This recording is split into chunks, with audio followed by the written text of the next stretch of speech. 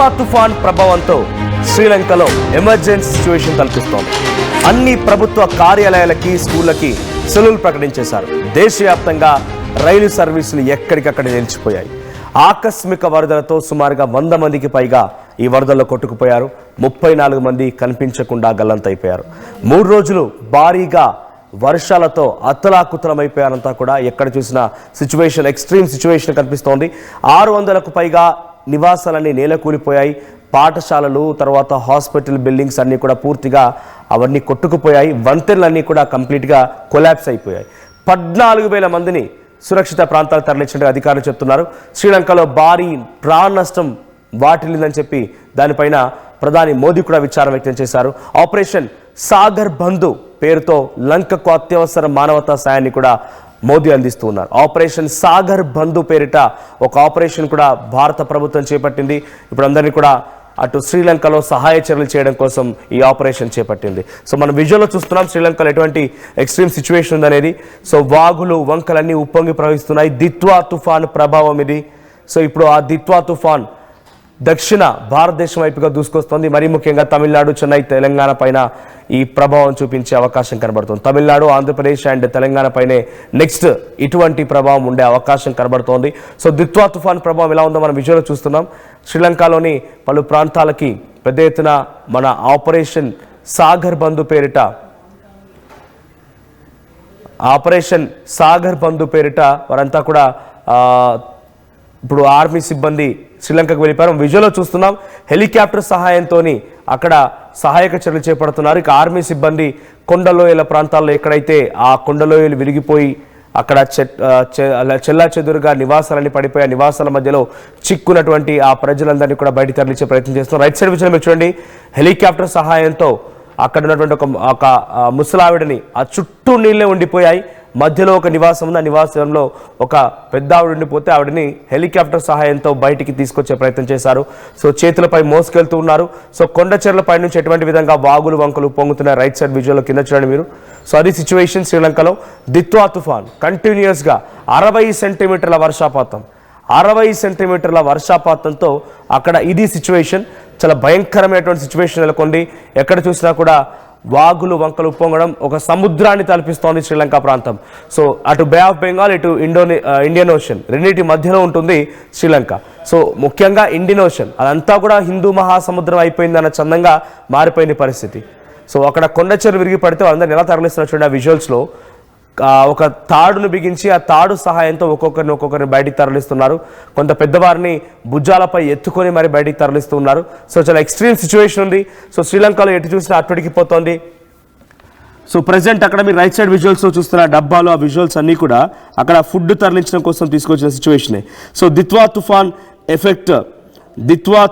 Effect on Sri Lanka ఎలా ఉంది అని అంటే అక్కడ ఇప్పటికే 100 మందికి పైగా మరణించారు. 100 మందికి పైగా మరణించారు.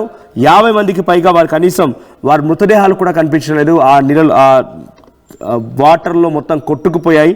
సో సుమారుగా 60 సెంటీమీటర్ల వర్షపాతం నాన్ స్టాప్గా 12 గంటలు కురిసిందట.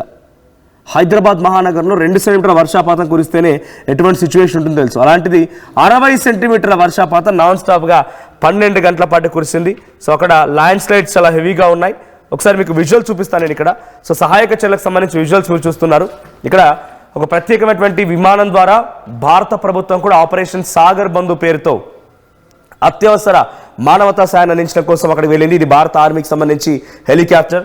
సో ఆ విమానంలో వారికి సరిపడా ఆహార పదార్థాలని, ఇతరత్ర బట్టల్ని, బ్లాంకెట్స్ అనేవి కూడా తరలించింది. ఇవన్నీ కూడా భారత ప్రభుత్వం నుంచి వెళ్ళేటువంటి సహాయమే. ఇక ఇంకోవైపుగా ఇది సిచ్యువేషన్ కరెంట్గా అక్కడ ఎటువంటి ఎక్స్ట్రీమ్ సిచ్యువేషన్ ఉంది. వర్షాలు కురడంతో 60 సెంటీమీటర్ల వర్షపాతం 12 గంటల పాటు కురిసిందనంటే అక్కడ ఎంత అత్తలాకుతం అయిపోయింది అర్థం చేసుకోవచ్చు.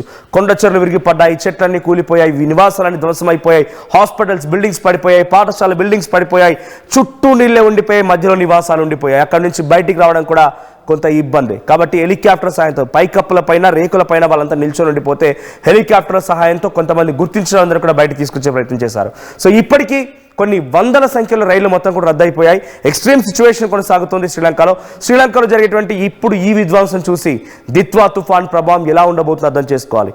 సో ఇది నైరుతి బంగాళాఖాతంలో ఏర్పడినటువంటి అంటే సుమారుగా సింధు మహాసముద్రం సంబంధించినటువంటి దగ్గర ఏర్పడినటువంటి ఈ అల్పపీడనం బలపడిపోయి వాయుగుండంగా మారి తుఫాన్గా మారి శ్రీలంక పైన పెను ప్రభావాన్ని చూపించింది.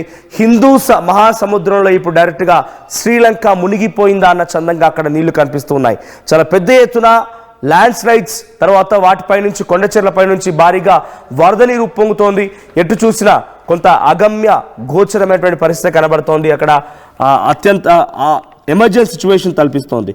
So present cyclonic storm Ditwah effect ఇదంతా అని చెప్తున్నారు.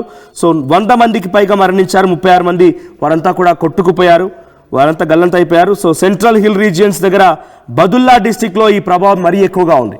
సో శ్రీలంకలోని బదుల్లా డిస్టిక్లో దీని ప్రభావం కొంత ఎక్కువ కనిపించింది. బదుల్లా డిస్టిక్ పైనే చాలా అత్యంత దారుణమైన సిచ్యువేషన్ నెలకొంది.